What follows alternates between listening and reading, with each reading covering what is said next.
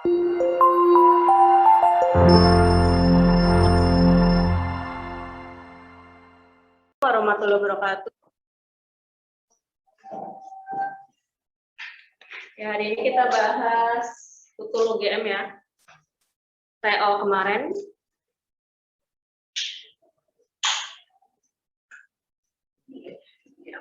Kita mulai dari nomor 16. Energi kinetik awal dari suatu benda yang bergerak pada permukaan pasar, koefisien gesekan itu adalah E. Jika jarak yang dapat ditempuh benda sebelum berhenti adalah X, maka massa benda adalah berapa? Apa massa benda? Yang ditanya adalah massanya ya. Nomor 16. Di situ kan diketahui bahwa energi kinetik awal berarti EK1 sama dengan E. Kemudian bendanya berhenti. Karena berhenti berarti energi kinetik akhirnya EK2 nilainya adalah 0. Terus tadi menempuh jarak sejauh X ya. Menempuh jarak sejauh X, koefisien gesekannya adalah mu. Yang ditanya massa, kira-kira pakai apa? Rumus apa?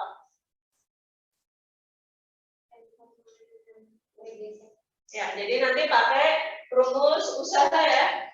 Usaha sama dengan delta F. Nah, usahanya itu adalah usaha gaya gesek. Jadi nanti F gesek dikali S sama dengan EK2 dikurangi EK1. F gesek itu kan berlawanan sama arah gerak. Jadi nanti di sini tandanya adalah minus.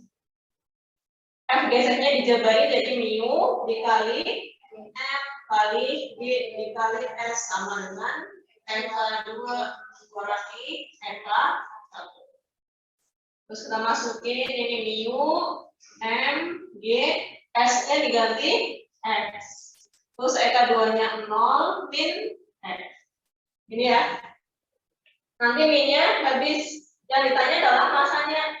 M sama dengan E per mu dikali G dikali X. Ini nomor 16. Yang C ya jawabannya.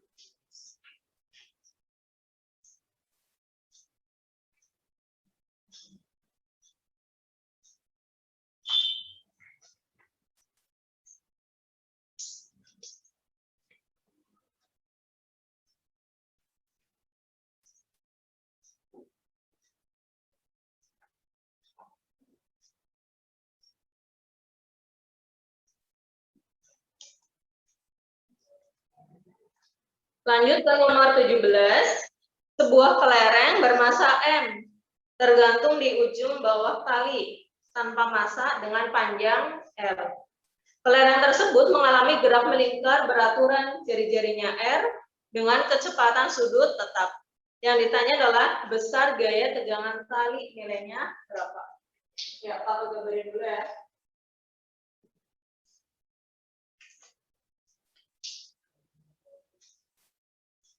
Posisi bendanya di sini. Di sini sudutnya adalah tetap.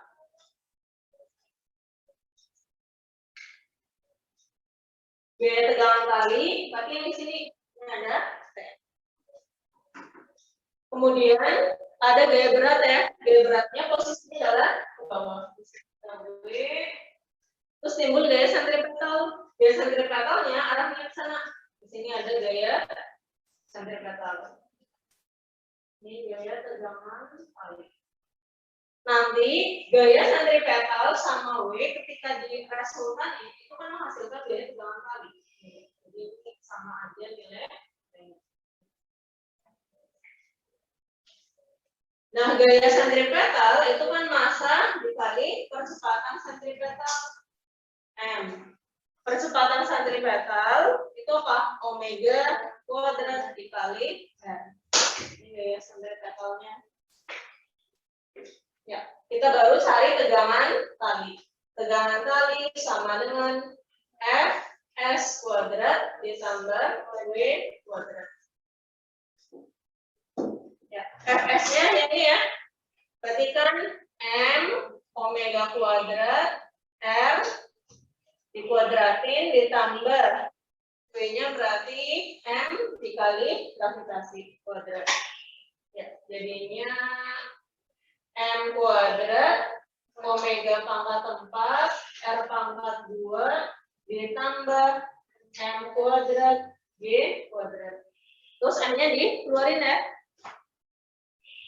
M-nya dikeluarin, kan jadinya M kuadrat omega pangkat 4 R kuadrat ditambah G kuadrat.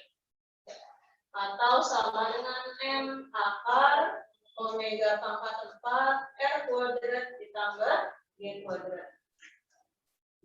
Ini nomor 17. Jawabannya yang A.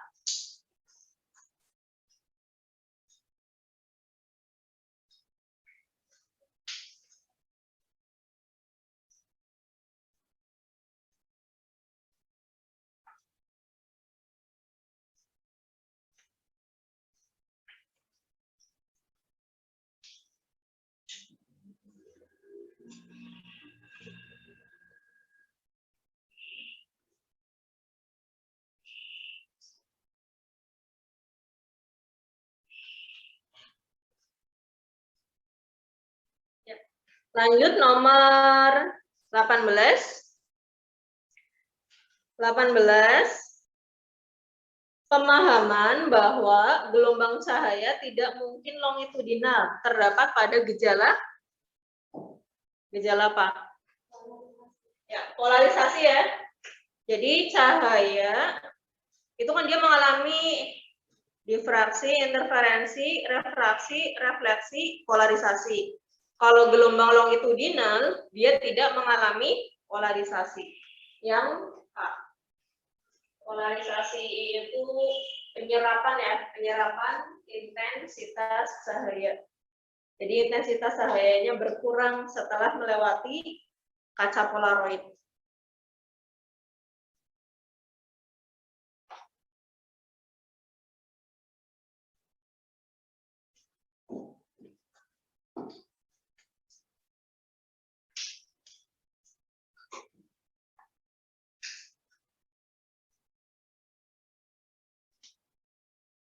Ada yang tanyakan sampai di sini? Ada. Kita lanjut ke nomor 19. 19, di sini ada katrol ya. Kalau gambar dulu.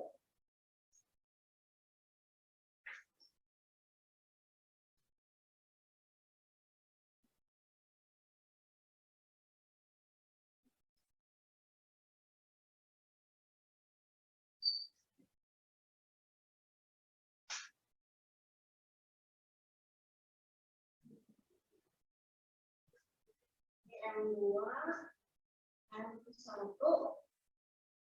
Diketahui massa balok 1 dan 2 masing-masing adalah 5 kilo dan 10 kilo. Jadi M1 sama dengan 5 kg, M2 sama dengan 10 kg. Sudut kemiringannya nilainya adalah 37 derajat. Terus yang ditanya adalah percepatan balok 2 dan tegangan tali pada balok 1. Ya, kita gambar semua G-nya ya. Ke sini berarti ada gaya W1. W1 diproyeksikan sejajar sama lantai ya. Nah, sebelah sini ada W1 sin 37. Terus yang sini ada W1 cos 37. Ada gaya tegangan tali T. Sini juga ada T. Terus ada gaya berat W2. Nah, W2 kan 100 Newton ya. Kalau W1-nya 50 Newton. Jadi nanti sistem di sini geraknya itu ke bawah. Jadi M2 itu geraknya ke bawah ke sini dengan percepatan A2. Terus kalau M1 berarti geraknya ke atas, percepatannya adalah A1. Ya. Kalau di sistem ini kan A1 nanti kan dia menempuh jarak sejauh S ya. Jika misalnya dari sini sampai ke sini itu adalah S. Terus kalau M2 di sini kan ada 2 kali. Jadi nanti jarak yang ditempuh itu adalah S per 2. Ya, pokoknya kalau ada sistem kayak gini, nanti percepatan A2 ya, itu nilainya setengah dari A1. Jadi kalau ada atau ini ya. Kalau asal mulanya ya, kan M1 berapa atas, berarti nanti pakai rumus BB. Jadi S sama dengan setengah A1 T kuadrat. Dia menempuh jarak sejauh S. Terus kalau yang ini, berarti kan jarak yang ditempuh, dia kan turun ke bawah. Jarak yang ditempuh itu adalah setengahnya. Jadi S per 2 sama dengan setengah A2 kali T kuadrat. Ini. S-nya kan sama. Soalnya kan kalinya gini. Ini coret ini kan dibandingin. Ini coret, terus waktunya sama. Berarti kan 2 per 1 sama dengan A1 per A2. Ya, nanti dapat A2 sama dengan setengahnya A1. Ini asal mulanya. Nah, sekarang kita masukin ke hukum Newton, sigma F sama dengan M1 dikali A1. Geraknya ke atas, berarti nanti T-nya bernilai positif. T min B1 sin 37 sama dengan M1 dikali A1. Ini T B1 50 ya, 50 dikali sin 37 0,6 sama 5. Kita pindah luas, T sama dengan 5 A1 ditambah 30. Nah, habis itu masukin ke yang benda kedua, sigma F sama dengan M2 kali A2. Sigma F-nya apa? Dia kan geraknya ke bawah. Berarti W positif. W2 min. Nah, yang ke atas itu kan ada 2 tegangan kali ya. T sama T. Jadi min 2 T. Sama dengan M2 kali A2. W2-nya berarti 10 kali 10 ya. Nilainya 100. Min 2T sama dengan 10. A2-nya diganti jadi setengah A1. Ini 100 di 5 ya. Min 5A1 sama dengan 2T. Berarti T sama dengan 100 min 5A1 per 2. Ya, sama dengan ini ya. Jadi nanti T sama dengan 5A1 plus 30 sama dengan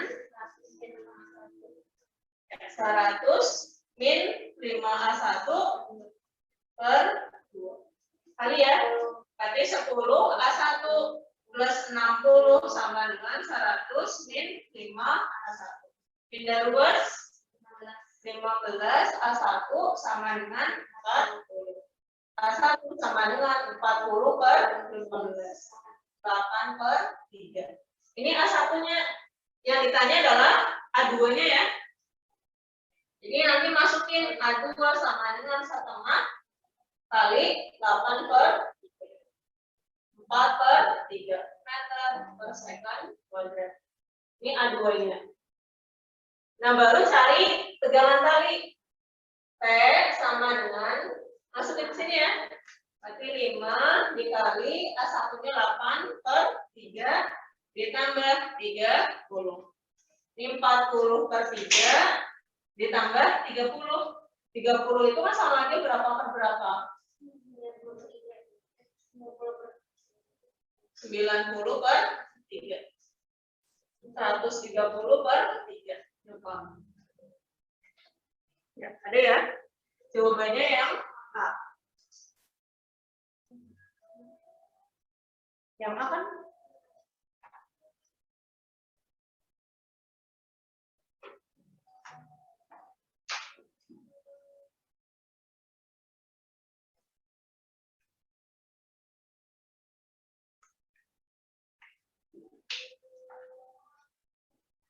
Ada yang tanyakan nomor 19?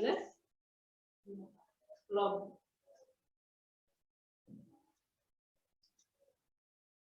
Silakan di foto dulu, boleh.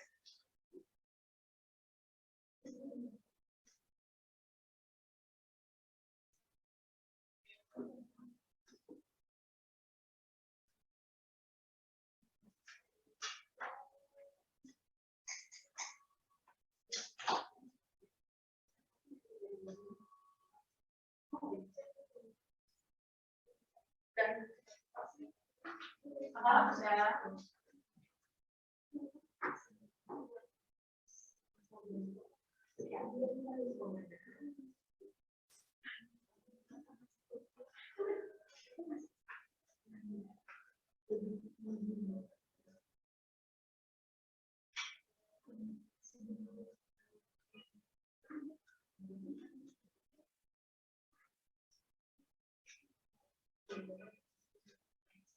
Lanjut nomor 20.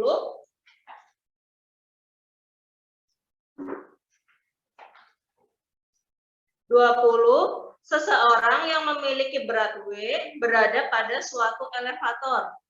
Jika elevator dipercepat ke atas, gaya yang diterima alas elevator adalah N1. N1 berarti gaya normalnya ya. Kita gambarin ya. Misalnya ada orang. Berarti kan ada gaya berat, ada gaya N1. Geraknya ke atas dengan percepatan A. Sedangkan jika elevator dipercepat ke bawah dengan kecepatan yang sama, gaya alas elevatornya itu adalah N2. Ya. Di sini ada W, di sini ada N2, geraknya ke bawah ya. Yang ditanya adalah perbandingan antara percepatan elevator dengan G. Jadi nanti dituliskan seperti apa. Kalau di sini, elevator yang pertama, nanti kan berlaku sigma F sama dengan M dikali H. Kalau dari gambar, geraknya ke atas, berarti sigma F-nya adalah N1 min W sama dengan M dikali H. Berarti N1 ya, min MA sama dengan W. Ini nilai W-nya. Terus yang elevator kedua, berarti berlaku sigma F sama dengan M dikali A. Sigma F-nya adalah W min N2. W min N2 sama dengan M dikali A. W-nya diganti, jadi ini ya, N1 min MA min N2 sama dengan M dikali A. N1 min N2 sama dengan, kita dipindah ruas. Jadi 2MA. Terus dibikin A sama dengan N1 min N2 per 2N. Terus mintanya perbandingan antara A per G ya.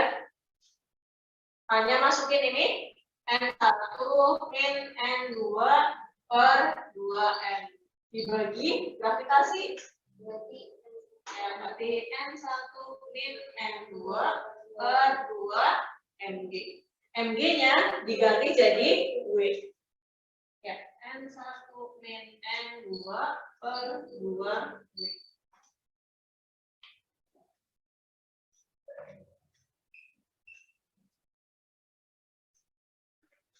Jawabannya yang A.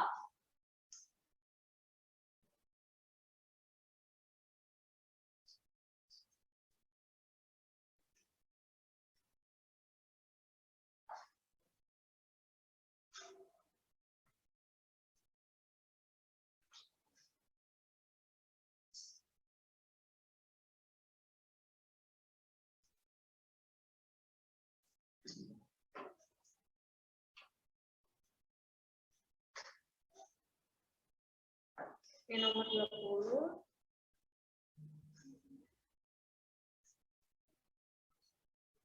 Kita lanjut ke nomor 21. 21. Pada suatu percobaan interferensi dua celah yang terpisah sejauh 0,2 mm. Celah ganda ya, interferensi celah ganda.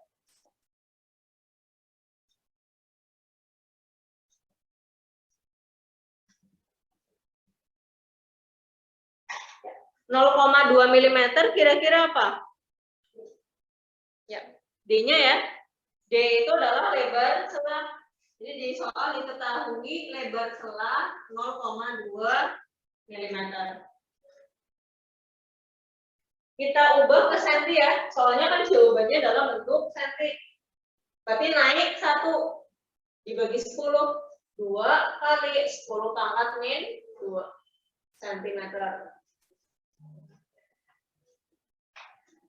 Dengan sebuah layar ditaruh sejauh 1 meter di belakang celah. 1 meter berarti apa? Menunjukkan apa? Ya, menunjukkan L ya. L itu adalah jarak celah ke layar. Jadi L sama dengan 1 meter. Diubah ke senti 100 ya, atau 10 pangkat 2. Ini L-nya.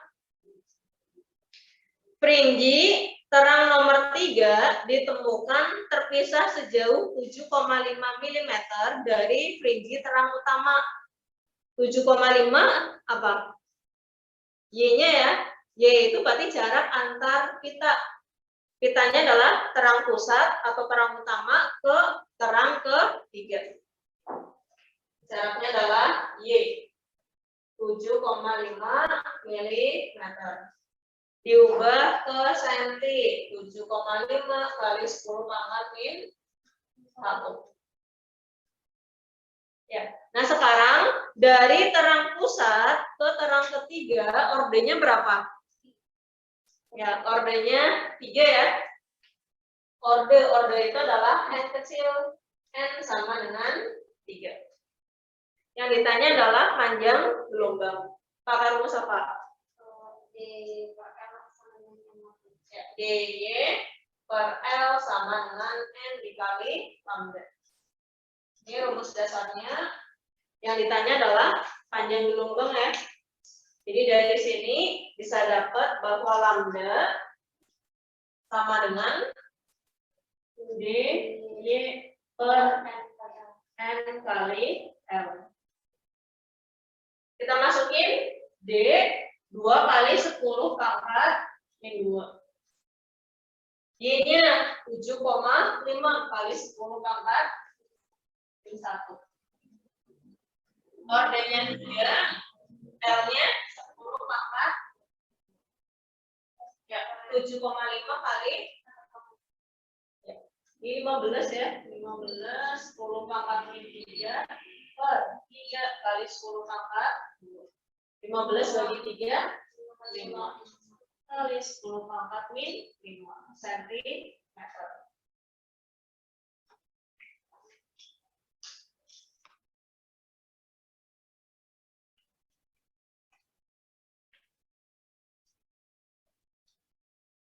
Ini nomor 21.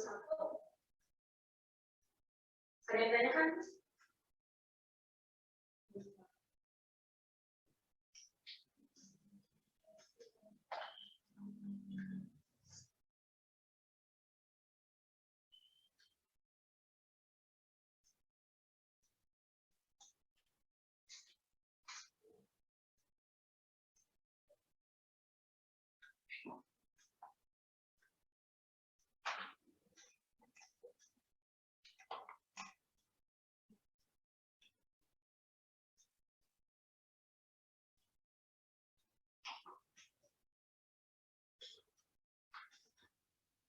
Nomor 21 udah?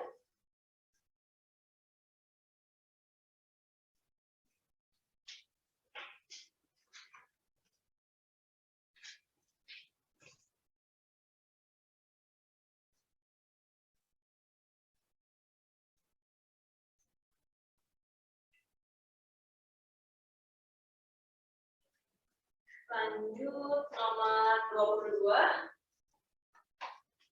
Nomor 22. Berapa kecepatan penyerapan energi dari matahari oleh seseorang yang berbaring terlentang di pantai pada hari yang cerah? Jika matahari membentuk sudut 37 dengan arah vertikal ya. Dengan arah vertikal. Jadi misalnya di sini ada orangnya ya. Cahayanya itu sini. Sudutnya adalah 37. Ini cahayanya membentuk sudut 37 derajat. Diketahui emisivitas E nilainya 0,7. Luas tubuh yang terbuka ke matahari, luasnya ya, A sama dengan 0,8. 0,8 meter kuadrat. Dan 1000 watt per meter kuadrat mencapai permukaan bumi. Kan satuannya watt per meter kuadrat, itu adalah intensitas. I sama dengan 1000 watt per meter kuadrat. Yang ditanya adalah kecepatan penyerapan energi. Itu maksudnya daya serapnya ya. Daya serap. Ya, nanti buat nyari dayanya, Q per T-nya, Q per T itu sama dengan apa? Intensitas dikali luas penampang dikali emisivitas. Nah, di sini kan apa? Cahayanya itu dia harus tegak lurus ya. Berarti nanti dikali sama cos theta.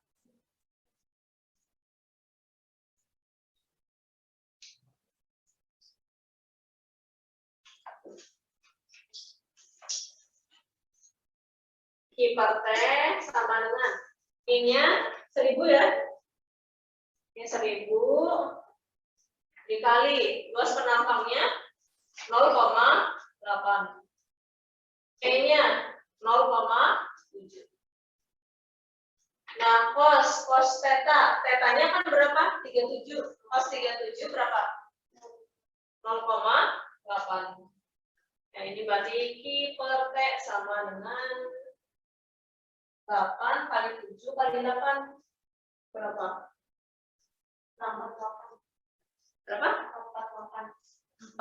48. Ya. 448 watt.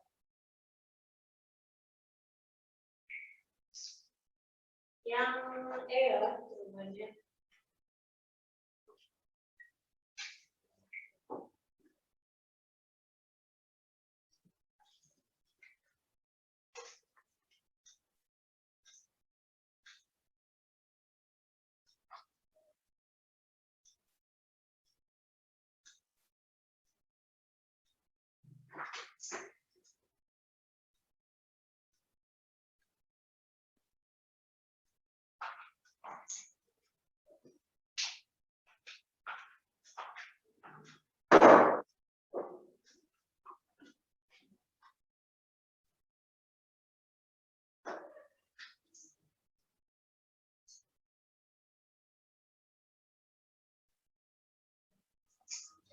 Lanjut nomor 23.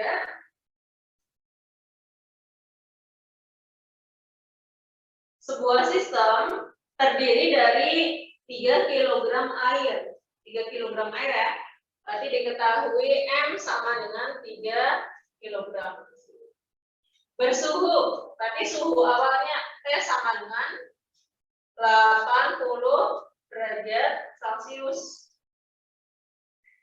25 kJ usaha dilakukan pada sistem. Usaha berarti simbolnya apa? W ya. W sama dengan 25 kJ.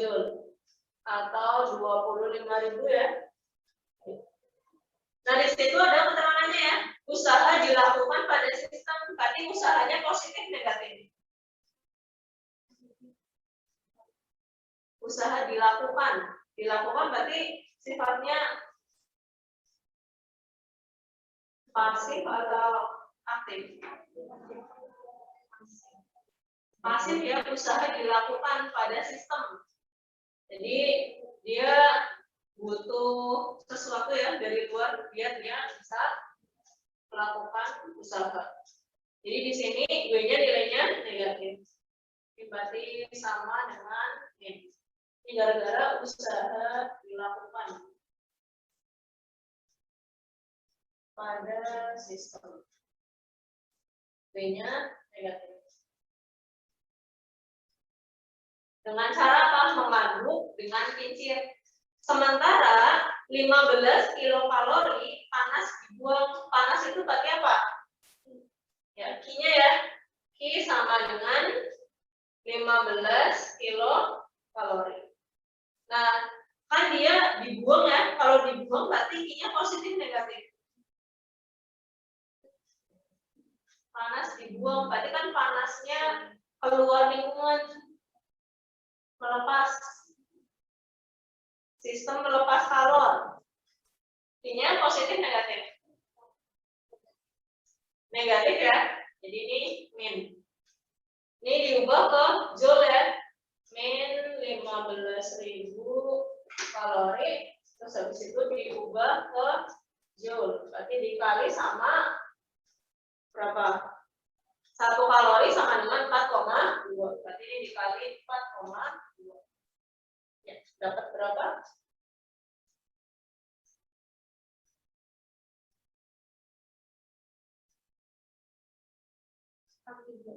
Ya, 63. Ini satuannya adalah joule. Yang ditanya adalah perubahan energi internal sistem. Perubahan energi internal sistem itu adalah delta U-nya. Jadi masukin ke Q, yang Q sama dengan delta U plus W. Q-nya min 63.000 sama dengan delta U min W-nya 25.000. Ya, ini dipindah luas ya. Berarti nanti delta U sama dengan berapa hasilnya?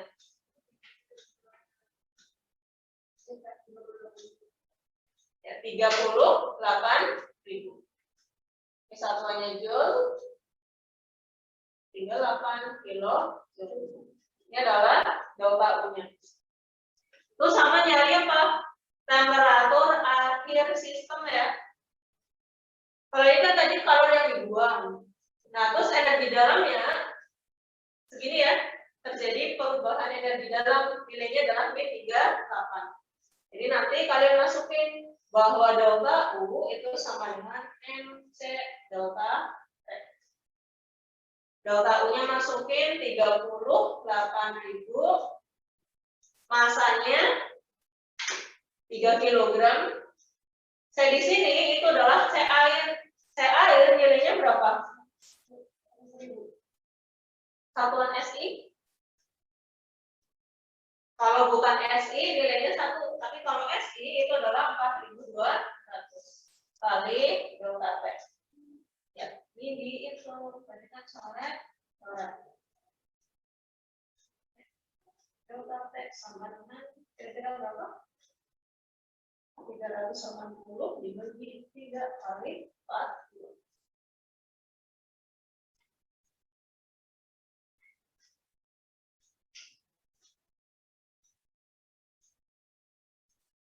Ya, nanti dapat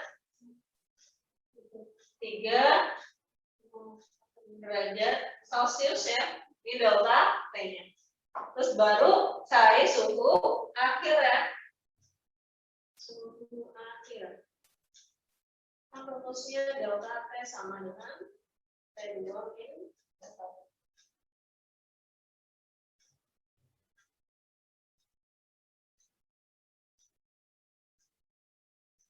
Delta T di sini itu tadi ada minnya ya. Berarti di sini ada min. Jadi min 3 sama dengan T2 min 80. Nanti dapat T2 sama dengan 77 derajat Celcius yang di jawabannya.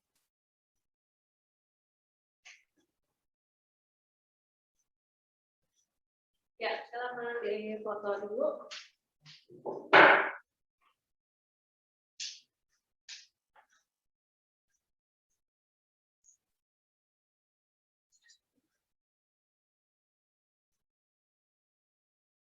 Udah.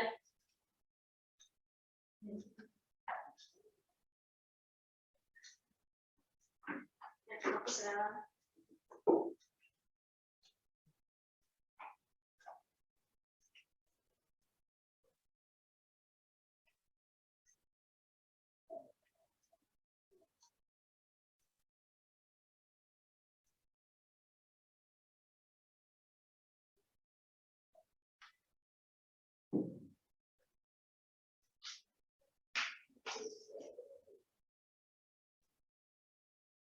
Lanjut nomor 24. Momentum sudut orbital yang tidak mungkin dimiliki oleh elektron dalam suatu atom. Ya, di sini momentum sudut orbital rumusnya apa? Momentum sudut orbital.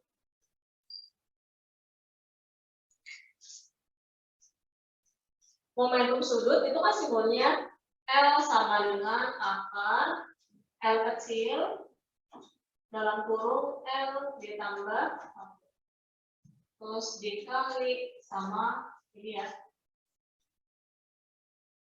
Nah ini nanti sama dengan ke per 2pi.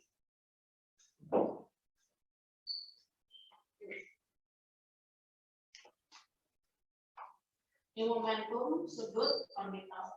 Nah, L kecil di sini itu adalah subkulit ya, atau bilangan kuantum azimut. Itu L kecilnya. L kecil itu sama dengan subkulit. Subkulit. Atau bilangan kuantum azimut. Kita nyari yang tidak mungkin ya.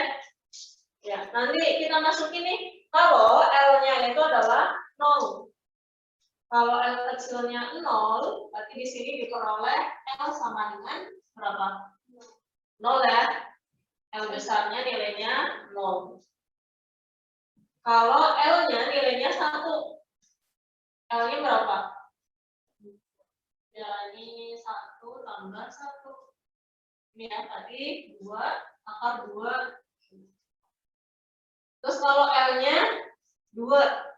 Kalau L-nya 2, ya 6 ya. Berarti 6. Kalau L-nya 3, ya L sama dengan akar 12.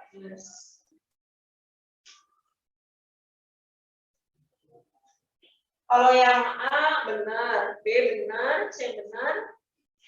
Berarti kalau yang E kira-kira L-nya berapa? Berapa? 7 nggak sih? Kalau L-nya 7, berarti kan di sini 7 dikali 8, ini ya. Akar 5, 6. Atau berapa? 2 akar 14. Berarti yang nggak mungkin yang D ya. Kita nyari yang tidak mungkin. Yang tidak mungkin itu adalah D.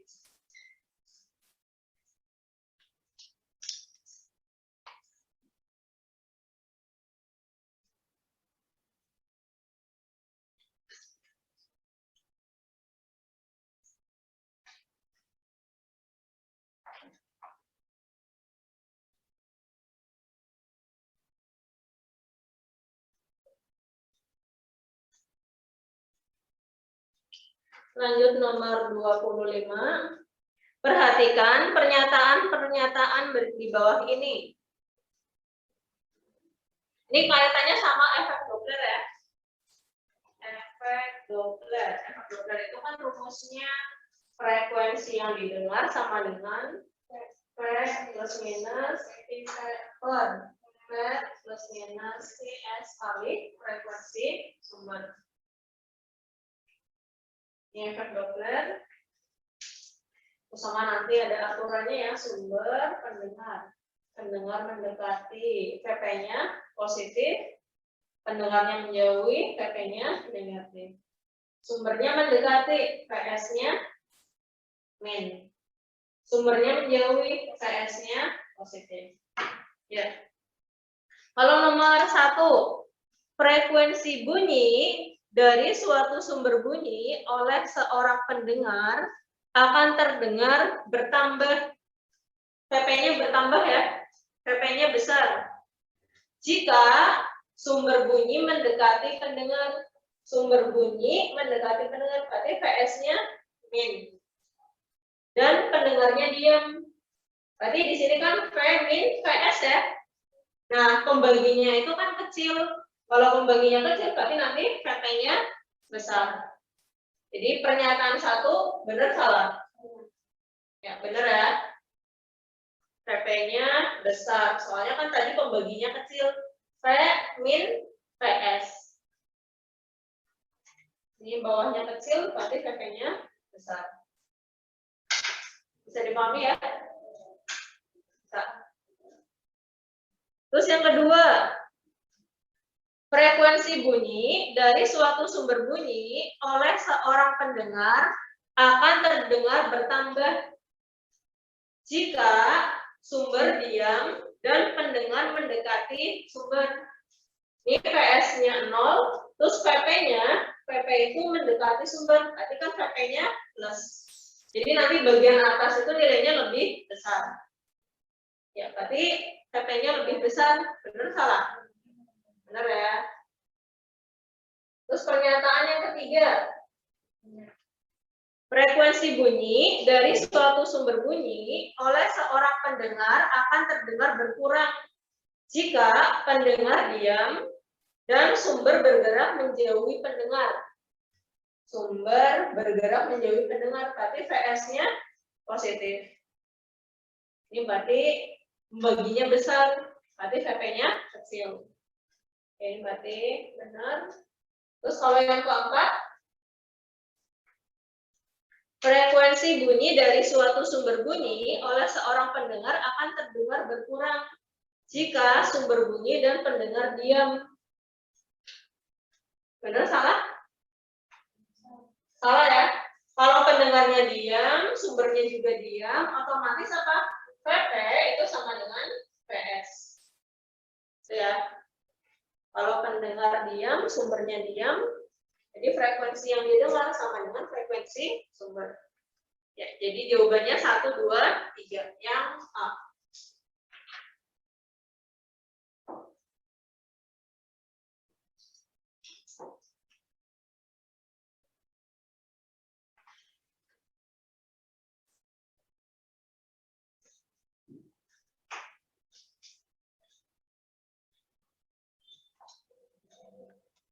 (26) Sebuah benda bermasa 4 kg bergerak dengan kecepatan 3,5. 3/5 C ya. Jadi M0 yang pertama sama dengan 4 kg bergerak dengan kecepatan 3/5 C. Berbenturan dengan benda lain, masanya 3 kg bergerak dengan kecepatan 4/5 C dengan arah berlawanan. Bila setelah berbenturan kedua benda itu menyatu ya, jadi jenis tumbukannya itu tidak lenting sama sekali. Kalau tidak lenting sama sekali tadi apa? Kedua benda menyatu. Yang ditanya adalah massa benda gabungan, nilainya berapa? Ya, cari dulu apa massa relativistiknya ya. Rumusnya apa? M sama dengan MO per akar 1 min P kuadrat per C kuadrat. Ya, rumusnya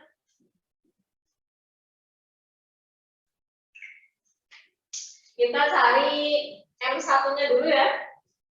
M1 sama dengan masukin M0-nya 4 per. Mau pakai cara cepat? Ya, masih ingat nggak cara cepatnya? Jadi ini ya, kalau diketahui ini kecepatannya sama dengan 3 per 5C. Jadi nanti hasil yang akar di sini 1 min V kuadrat per C kuadrat nilainya berapa? Berapa? 4 per 5. Terus kalau kecepatannya 4 per 5, berarti hasil akarnya ya 3 per 5 ya. Pokoknya kebalikannya sin sama cos. Kalau kecepatannya setengah C, berarti hasil akarnya setengah akar 3. Kalau kecepatannya setengah akar 2C, berarti hasil akarnya adalah setengah akar 2. Kayak kebalikan sin sama cos ya. Ya, kita masukin nih. Tadi kan kecepatannya 3 per 5C, berarti hasil akarnya adalah 4 per 5. Ya, 4-nya coret, berarti dapat 5. Terus masukin M2. M0-nya 3 ya. Per. Ya, kecepatannya 4 per 5C, berarti hasil akarnya 3 per 5. Sama dengan 5 kg. Terus tadi kan apa? Menyatu ya? Menyatu. Jadi nanti massa gabungannya M1 ditambah M2. 10 kg. Yang G.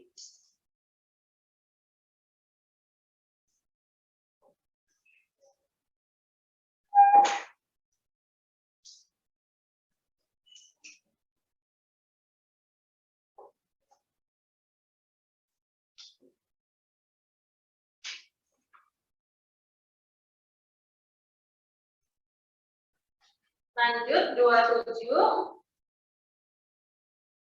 Beda potensial yang diperlukan untuk mempercepat elektron dari keadaan diam sehingga menghasilkan panjang gelombang de Broglie. Panjang gelombangnya adalah 500 nanometer. Diubah ke meter. Berapa? Nano itu min 9 ya. 5 kali 10 pangkat min 7 meter. Terus nanti di panjang gelombang de Broglie, buat nyari panjang gelombang itu kan rumusnya per akar 2 M/I P. P di sini itu adalah potensialnya ya. Ini rumusnya buat nyari panjang gelombang de Broglie. Nah sekarang kita nyari ini P-nya. Kita kuadratin dulu ya. Kalau dikuadratin kan jadinya lambda kuadrat sama dengan H kuadrat per 2 M/I P. Yang ditanya adalah P-nya. P sama dengan H kuadrat per 2 M/I lambda kuadrat. Ini rumusnya. Kita masukin P sama dengan H. H di sini itu apa? Tetapan Planck. Tetapan Planck besarnya 6,6 kali 10 pangkat min 34. Dikuadratin ya, tapi dikali 6,6 kali 10 pangkat min 34. Per 2. M di sini itu adalah massa elektron. Massa elektron berapa? Massa elektron 9,1 dikali 10 pangkat min 31. Massa elektron. Q di sini itu adalah muatan elektron. Muatan elektron 1,6 kali 10 pangkat min 19 kali lambda kuadrat. Lambdanya ini dikuadratin jadinya berapa?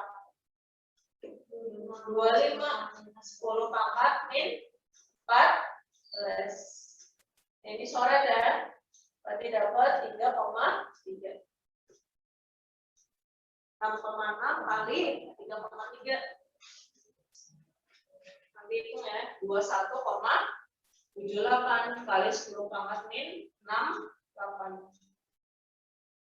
9,1 kali 1,6 kali 25. Nanti nilainya adalah 36,4 kali 10 pangkat. Ditambah ini 31 sama 19. 50. Sama ini tadi min 64. Ya. 21,78 dibagi 36,4. 0,598 kali 10 pangkat min 4. Terus dibikin jadi 10 pangkat min 6 ya. 10 pangkat min 6.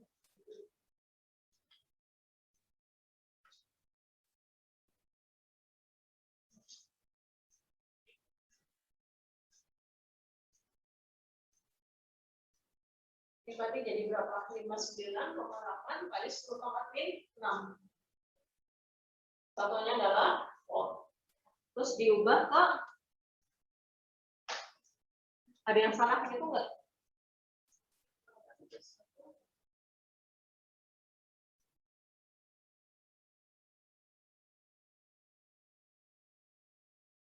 Tiga empat, 31 sama 19.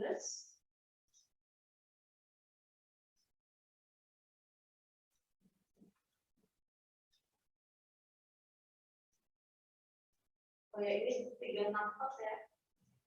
Ini 364. Jadi ini 0,0598. Terus kalau dibulatin kan jadinya 6 ya. Kali 10 pangkat min 6. Terus diubah ke mikro ya. 6 mikro. Ini jawabannya yang C.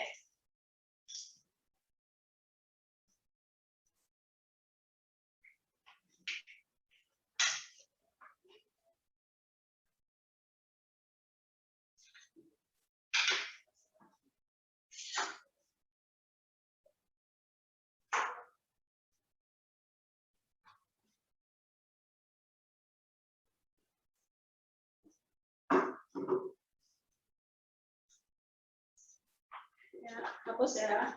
Ini.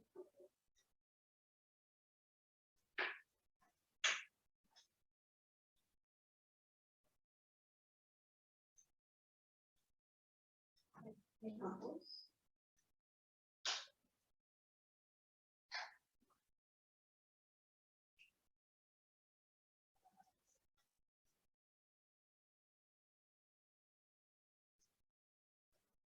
Lanjut nomor 28.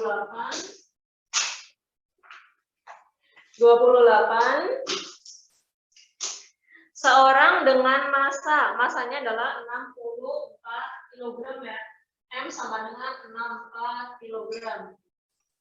Melakukan terjun bebas dengan lengan dan kaki terlentang sedemikian rupa sehingga mengalami hambatan udara.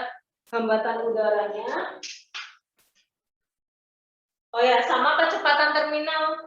Kecepatan terminalnya V sama dengan 180 km per jam. Ya, diubah dulu ya. 180 km per jam diubah ke meter per second. Berapa? Dibagi 3,6. 180 dibagi 3,6 sama dengan 50 meter per second. Gaya hambat udara sebanding dengan BV kuadrat. Ya, jadi kan di sini ada orang ya. Tadi kan gaya beratnya W. Terus ada gaya hambat. Gaya hambatnya F geseknya sama dengan BV kuadrat. Yang ditanya adalah hitung nilai konstanta B. Konstanta B itu nilainya berapa? Di sini kan ada kecepatan terminal ya. Kecepatan terminal itu apa? Ketika bendanya bergerak, geraknya adalah BLB. Gerak lurus beraturan. Karena geraknya lurus beraturan, berarti percepatannya nilainya 0 ya. Karena percepatannya 0, nanti berlaku sigma F sama dengan 0. Sigma F-nya apa? W min F gesek. W min F gesek sama dengan 0. Jadi W sama dengan FG. W-nya dijabarin M G sama dengan F geseknya diganti B kuadrat. Ya, masanya 64 kali 10 sama dengan B, P-nya 50 di kuadratin. Berarti B sama dengan 640 per 50 dikuadratin 2500. Ya, 640 dibagi 2500 berapa? Ya, 0,26 ya. Satuannya adalah kilogram per meter. Yang B.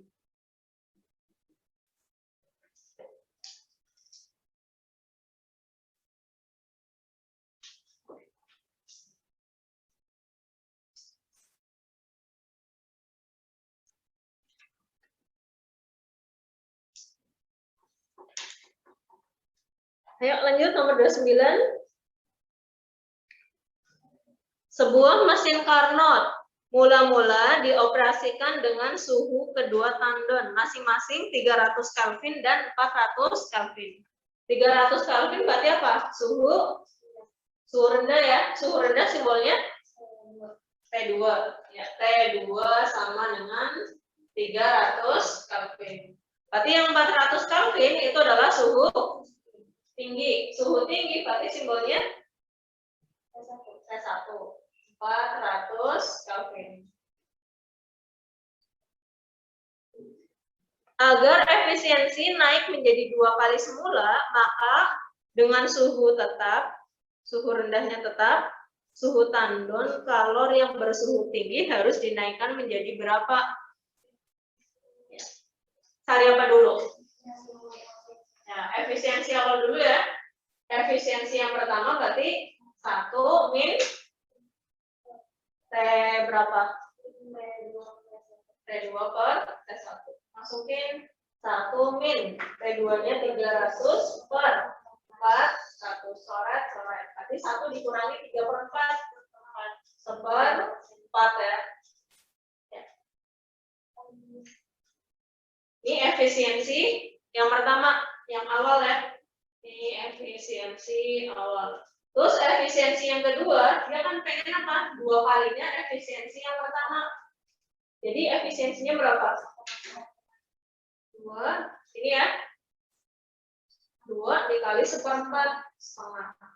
Ini yang akhir.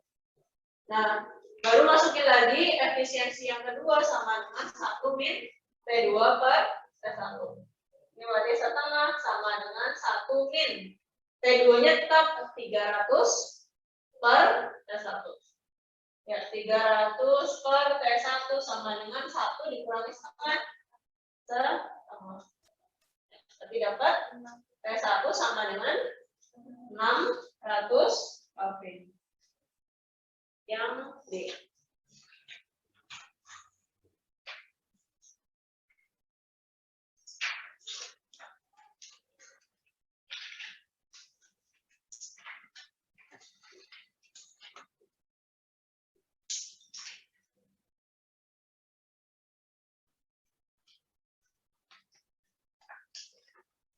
Nomor 30. Kawat horizontal membawa arus DC I1 sama dengan 80 ampere. Ya, jadi ada kawat. Ini kawat yang pertama I1 80 ampere. Berapa besar arus I2 yang harus dibawa kawat paralel kedua yang berada 20 cm di bawahnya? Jadi di bawahnya ya, ini jaraknya 20 cm. 20 cm ada kawat kedua. Ini I2. Diubah ke meter ya. 2 kali 10 pangkat min 1. Sama diketahui, kawat yang lebih rendah, berarti ini ya. Jadi memiliki massa persatuan panjang M2 per L-nya 0,12 gram per meter. Diubah dulu ya, diubah ke apa? Kilogram per meter, jadi berapa? Gram ke kilogram, berarti naik 1000 ya. Ini berarti 12 kali 10 pangkat min berapa? Min 5 ya. Kan ketambahan 2 kilogram per meter. Nah, karena ada kawat berarus, berarti nanti apa? Timbul gaya Lorentz. Gaya Lorentz-nya apa? F per L sama dengan mu 0 kali I1 kali I2 per 2 IA. Ini rumusnya. Nah, F per L-nya nanti diganti. F itu apa? Massa dikali gravitasi. Jadi M I per L sama dengan mu 0 I1 I2 per 2 IA. M per L-nya pakai ini ya. Ini masukin nih. Berarti 12 kali 10 pangkat min 5 dikali gravitasinya 10 sama dengan mu 0 4pi kali 10 pangkat min 7 kali I1-nya 80 kali I2 per 2pi kali 2 kali 10 pangkat min 1. Ya, 4pi-nya coret ya. Ini coret. 10 pangkat min 1 dijadi min 6. Terus ini coret, tinggal min 5. Min 5-nya coret. Ya, berarti sisa I2 itu sama dengan 12 kali 10. 120 per 8. Ya, sama dengan berapa? 120 dibagi 8.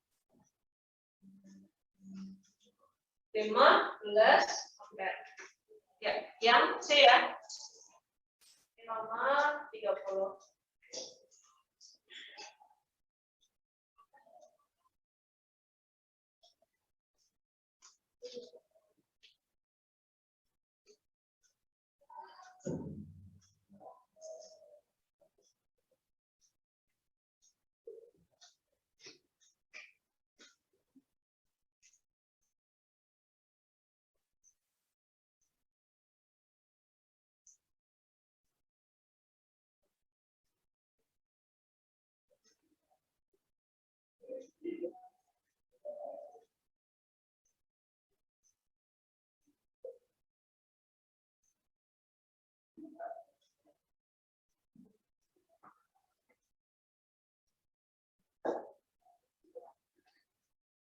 Lanjut nomor 31.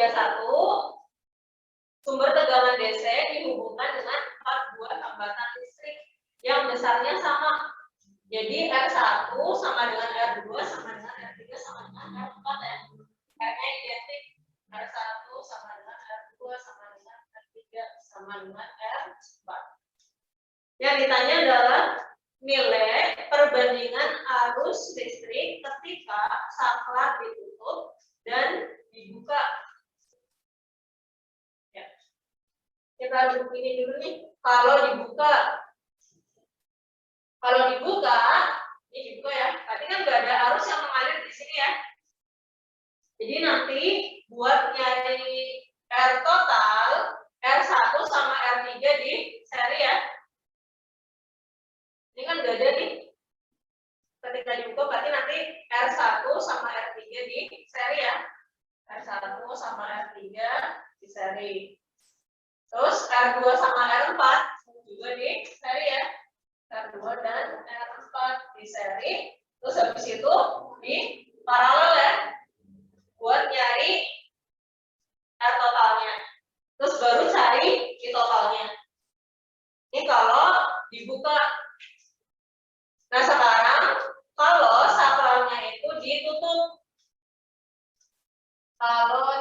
ditutup.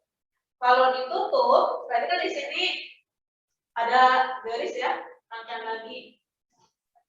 Nah, nanti apa? R1 dikali R4 itu kan sama dengan R2 dikali R3. Ini ya.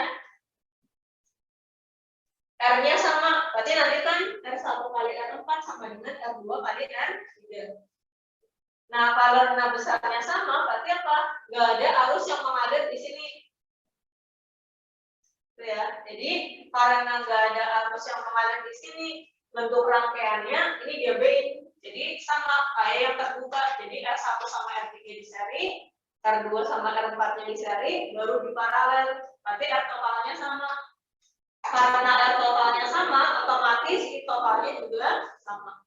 Jadi nanti perbandingan arus listriknya itu adalah 1:1. Yang D. Bisa dipahami? Bisa nggak? Hai? Bingung? Kan gini nih. Kalau dibuka, ini dibuka ya, berarti kan nggak ada.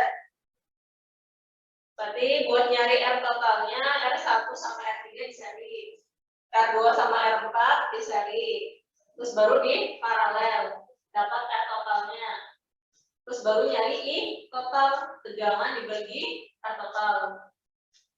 Ini kalau dibuka. Kalau ditutup, berarti kan di sini ada nyambung ya, sininya nyambung.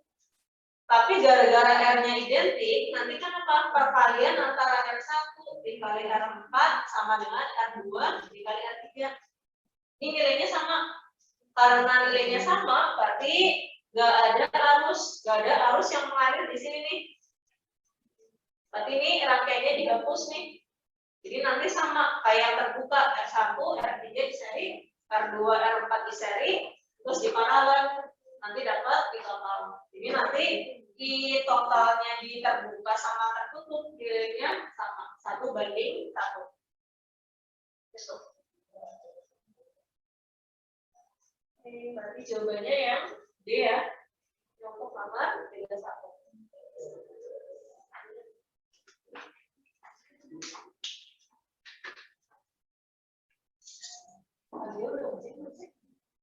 Belum.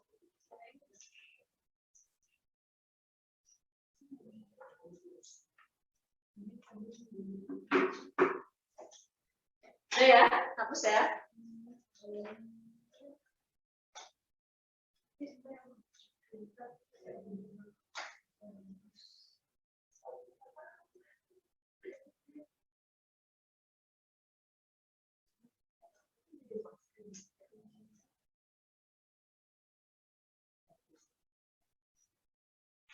Tiga, dua.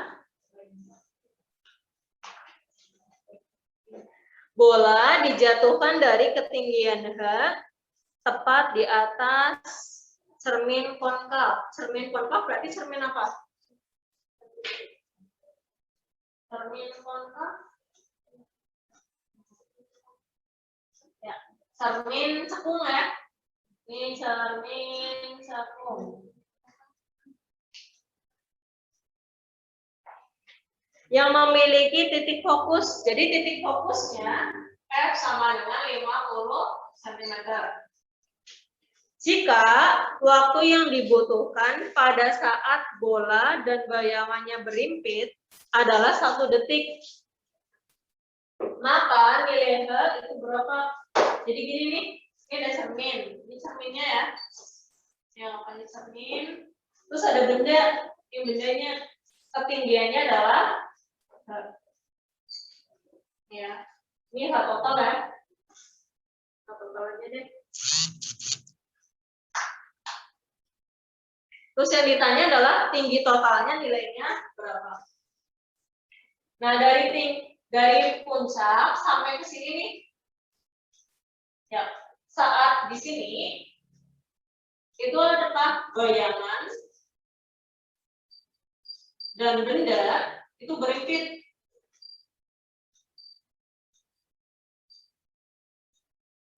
Nah, nanti kalau di cermin cekung benda sama bayangan berimpit itu terjadi saat apa? Saat posisi bendanya itu di jari-jari kelengkungan. Jadi nanti S itu sama dengan R. Sama dengan S aksen. Ini ya. Ini saat bayangan sama benda berimpit. Posisi bendanya di jari-jari kelengkungan. Sama dengan S aksen. Nah, R di sini itu kan apa? 2 kalinya fokus ya. Ini sama dengan 2M. Berarti S sama dengan 2 kali 50. 100 cm. Berarti dari sini itu 1 meter. Ini 1 meter. Nah, dari puncak sampai ke sini dibutuhkan apa? Waktunya adalah 1 second. Waktunya 1 second. Berarti kita bisa cari ketinggiannya ya. Dari sini sampai ke sini ketinggiannya berapa? Pakai rumus gerak jatuh bebas. Sama dengan setengah G T kuadrat. Ini setengah dikali 10 kali 1 kuadrat. Sama dengan 5 meter. Baru cari totalnya. Nah, total sama dengan 5 meter ditambah 1. Sama dengan 6 meter.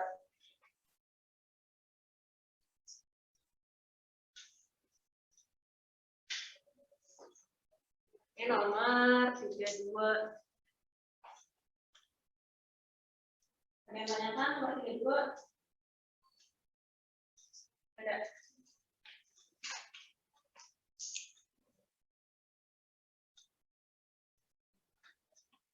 Ujian 3. Di sini ada grafik ya.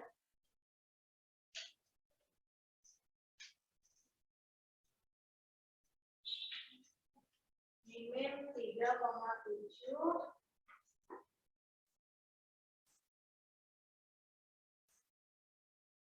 0,2 ini F, satuannya adalah F, F0, F, satuannya volts.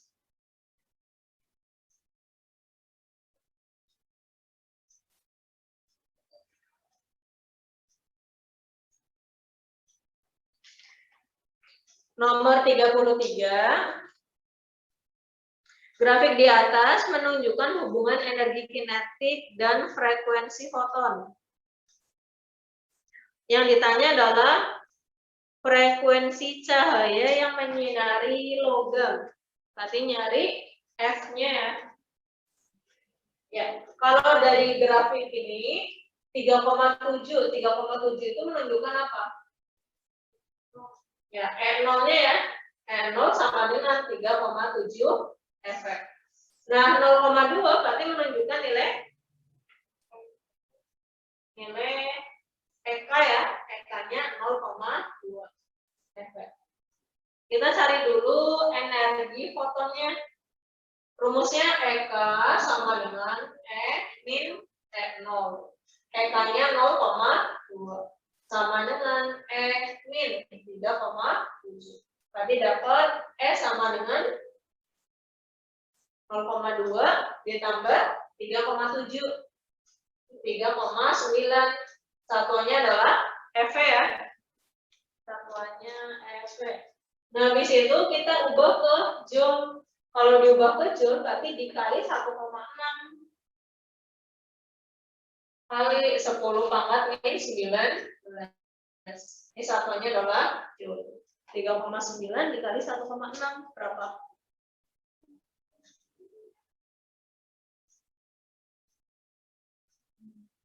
6,24. Berapa? 6,24.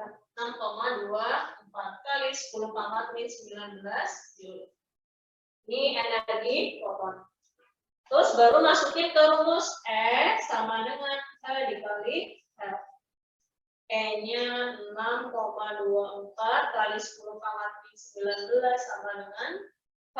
H itu adalah tetapan Planck. Di sini ada nilainya ya. 6,6 dikali 10 pangkat min 3 kali F. Ya, tinggal dihitung.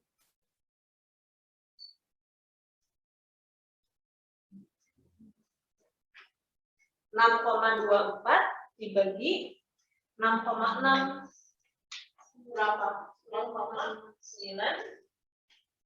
45 kali 10 pangkat 15. Nah, dibikin jadi 9,5 kali 10 pangkat 14. Yang A ya jawabannya.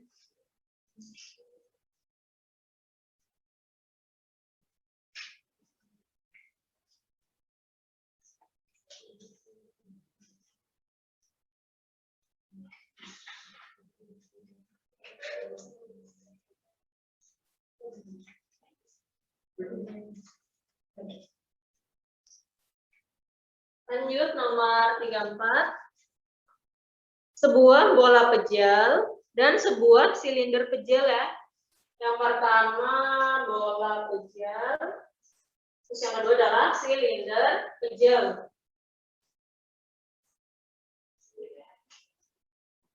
Memiliki jari-jari dan massa yang sama. Keduanya dilepaskan dari puncak bidang miringnya. Puncak bidang miring. Terus yang ditanya adalah maka kelajuannya ya, kelajuannya itu gimana? Ya, kan dia dilepas, berarti nanti V1-nya 0. Terus ini saat di dasar ya, kecepatannya adalah V2. Nah, buat nyari V2 kira-kira rumusnya apa? Pakai energi mekanik boleh, atau nanti ada rumus cepatnya ya. Rumusnya apa? Akar 2 GH per 1 ditambah apa? Ini ya. Ini buat nyari kecepatan di dasar. Ya, sekarang nih silinder pejal sama bola pejal. Bola pejal nilai K-nya berapa? Ya, bola pejal 2/5. Terus kalau silinder pejal nilai K-nya? K-nya setengah ya. Nah, ini. Berarti gedean setengah. Nah, habis itu kaitannya sama kecepatan. Kecepatan itu berarti apa? Berbanding terbalik sama nilai K. Kalau K-nya besar, berarti V-nya kecil ya. Berarti yang gede yang mana? Ya, jadi nanti V-nya bola pejal lebih besar dibandingin V-nya bola dibandingin V-nya silinder. Yang B ya jawabannya. Ya, K itu berbanding terbalik sama V. K-nya besar, berarti V-nya kecil. Ini nomor 34.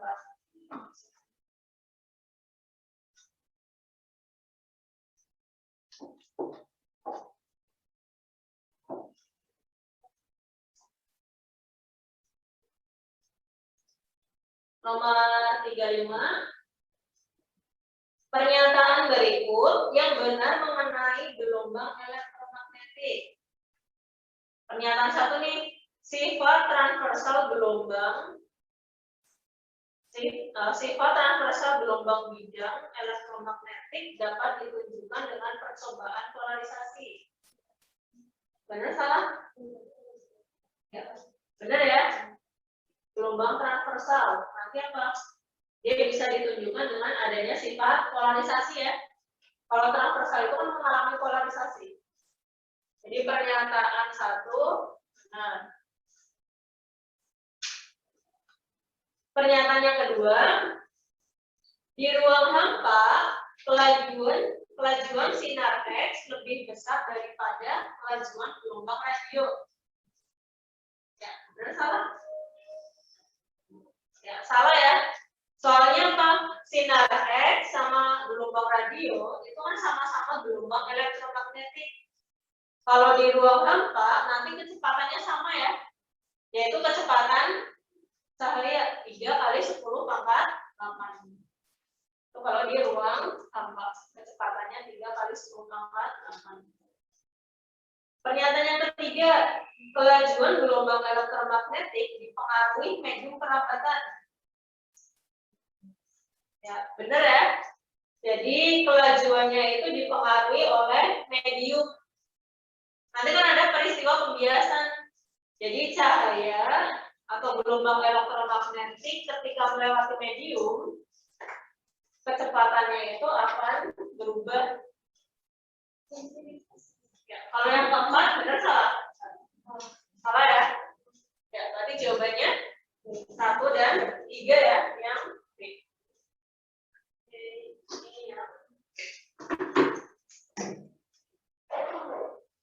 Ditanyakan? Gak ada.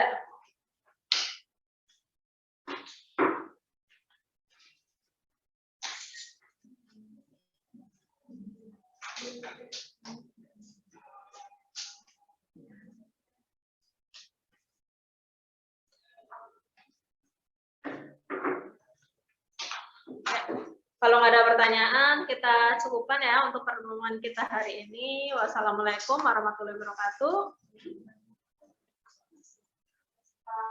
Ya, sama-sama.